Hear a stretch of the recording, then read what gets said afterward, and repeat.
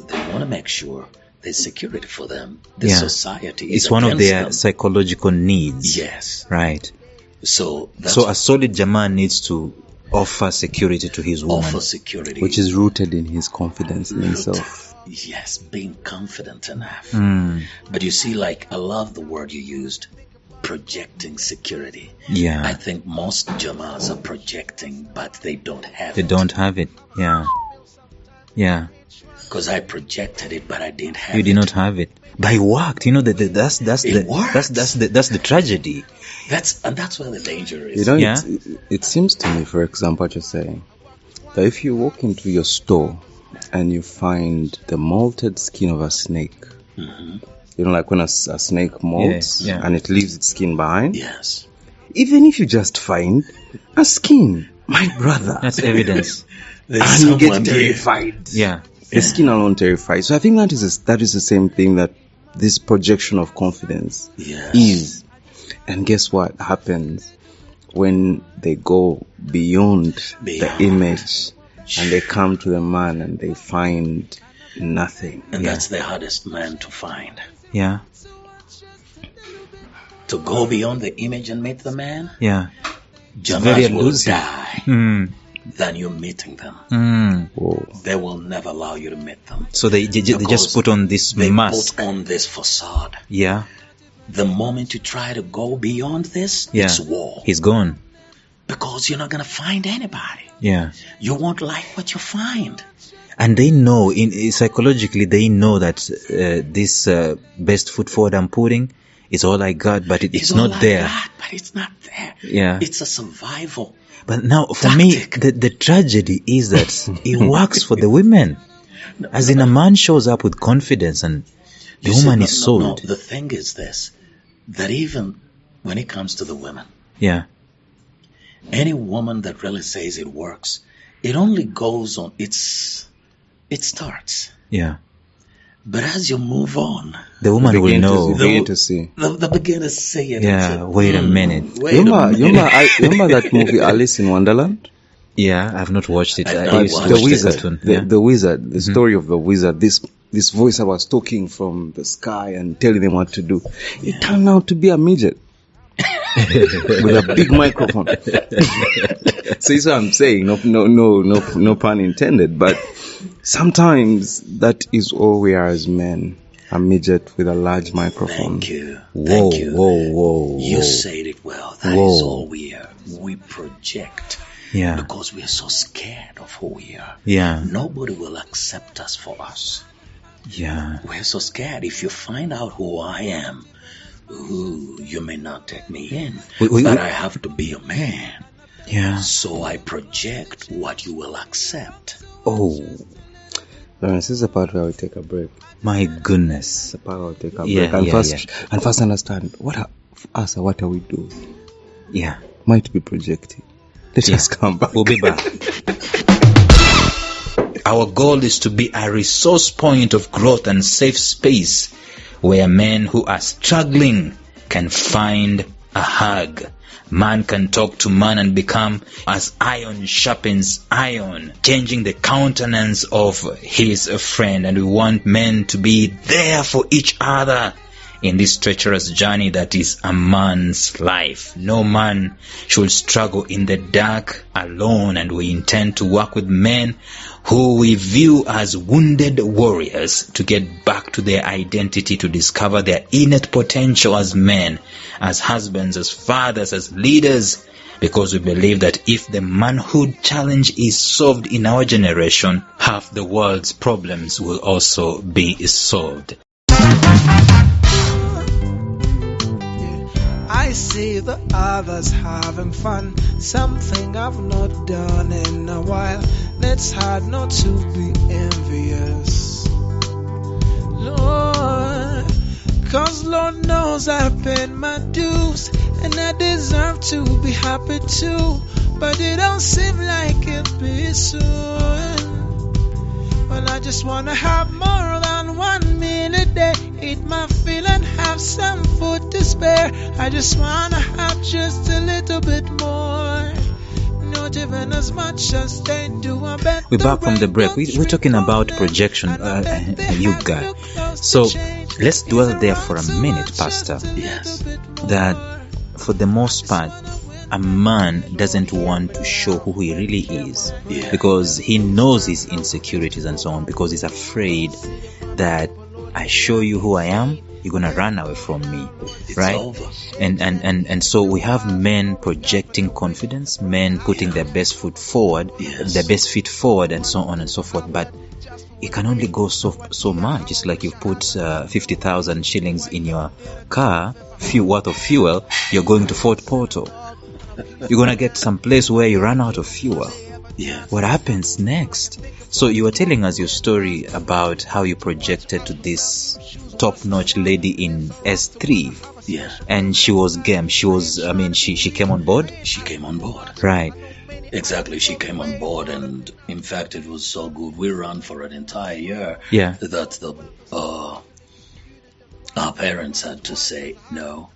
The school had to say they couldn't tell, this is what is happening, because nobody had really ever got me red-handed. There was no evidence or nothing. Yeah. Apart from the students. And students, most of them I was already matchmaking them. So they wouldn't really... You had a little book with their names in it. I'm able to check. Yeah. So they just advised, could you please change her? Yeah. Move her from this school. Whoa. And they actually moved her from the school. Because of Cyrus. Those girls in school that really move around and they feel, they really have their clique. Yeah. So when she was moved out of school, her best friend was also another touch knot. So I said, no, now that she's taken out of school, let's take the deputy president. The deputy president takes over as president. So, and that's how it worked. And by then I was senior four. I ran with it. Yeah. It was so explosive that even in church, the guy who led the songs in chapel, I had helped much make him. So there was a song, I don't know if you've heard of it. It was good for Paul and Cyrus. It was good for Paul and Cyrus. Yeah. So he changed it and put that girl's name in, and the whole school started singing it. Is that not blasphemy? That's how wild I had gone. I can only see it now. And that brings me this question, Lawrence. Because no one has to fast forward. Yeah. As a principal of a school, which I really do believe you are, as a pastor of a church, how do you see young Cyrus showing up in your congregation and in the students that you lead? Because what happened to you then is not unique to you. Like I told you, I've been through this. Yes. So now, when you see men like you, the little boy, the little Cyrus, still walking around driving big cars, wearing the big suits and the big shoes, but when you look at them, you still see the babies, crying for attention, wanting to be wanted. Yeah. Tell us what do you feel in your heart, and how do you change this? You see, the thing is, I really feel for these guys, and I want to reach out to them. But the challenge is this: the pride is way too high. Ego. Their ego. You look at him and you feel like, dude, I'll say this. There's a gentleman, wealthy man, wealthy. This is a gentleman who calls you and you meet and he says, hey, how are you? Yes, I have a challenge with my marriage, but I want you to help me. And you say, okay. Then he speaks and you tell him, I want you to do A, B, C, D. Okay, stop there. And then when this comes, do A, B, C, D again. That, and he looks at you and he says, man, that's tough. And you say, that's what I want you to do. And he says, okay, thank you. It's been good meeting you. And then he gives you a tip of 5 million. Ooh. Just because he talked to you. That's 30 then he minutes. comes in again. Then he's got another 5 million, 10. And you tell him, you know what? I want you to save your home. I'm not going to do it for you. Maybe you tell her A, B, C. No. Now the challenge is this. Even when I want to help you to come out as a Jamaa, 99% are still scared. Naturally, fear has grown up or come with every Jamaa from birth. Take a look at Adam. Let me take it from back. Adam, the moment he turned eyes away from God, fear struck. When fear struck, the next thing he did was to move. After fear had struck, the next thing he did was move and turn against the spouse when fear struck, because he wanted to protect himself. He wanted to protect himself. And then he covered himself, the projection we are talking about. So the projection started. We literally believe we can build up an image that anybody can buy. But reality never buys. Because when God showed up, Adam actually acknowledged he was naked. But remember, he had already covered himself. He had projected an image. But deep within, he was still empty. He was still dying. So how could you help a man like that? Number one, come to the place of vulnerability. Take off the image. Surrender. Take it off. When you become vulnerable, you got to be vulnerable to God. Many men don't want God, but we got to be vulnerable to God. When you're vulnerable to God, why? Because He's the one who made you. Because if you don't know Him, then you don't know who you are, because He made who you are.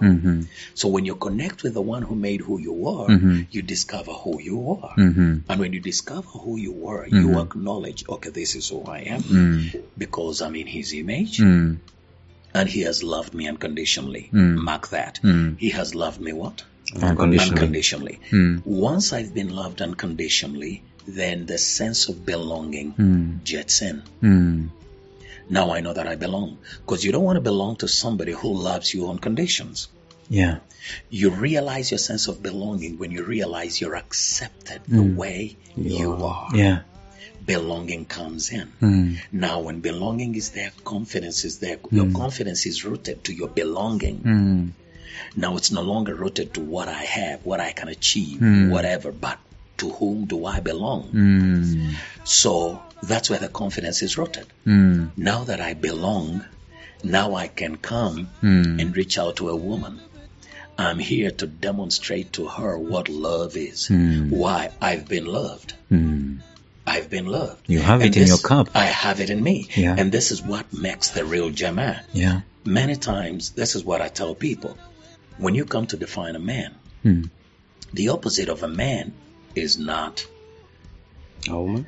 a woman. What is the opposite? The opposite of a man is a child.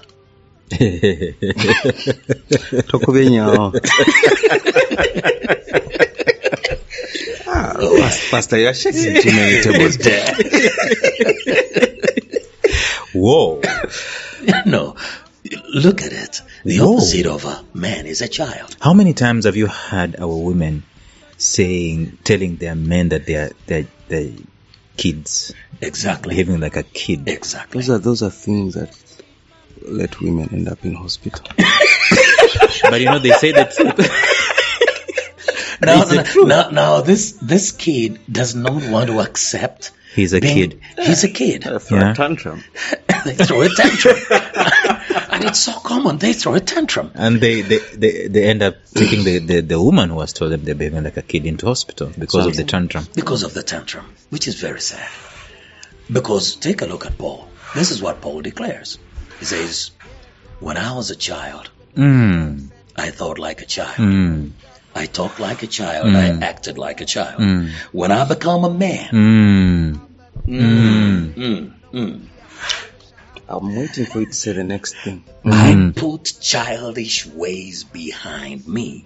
And you gotta define the childish ways. Yeah. The number one characteristic of a child is self-centeredness. Thank you. And then The number one characteristic of a child is self-centeredness. Continue. You get it? My goodness. And self-centeredness is nothing but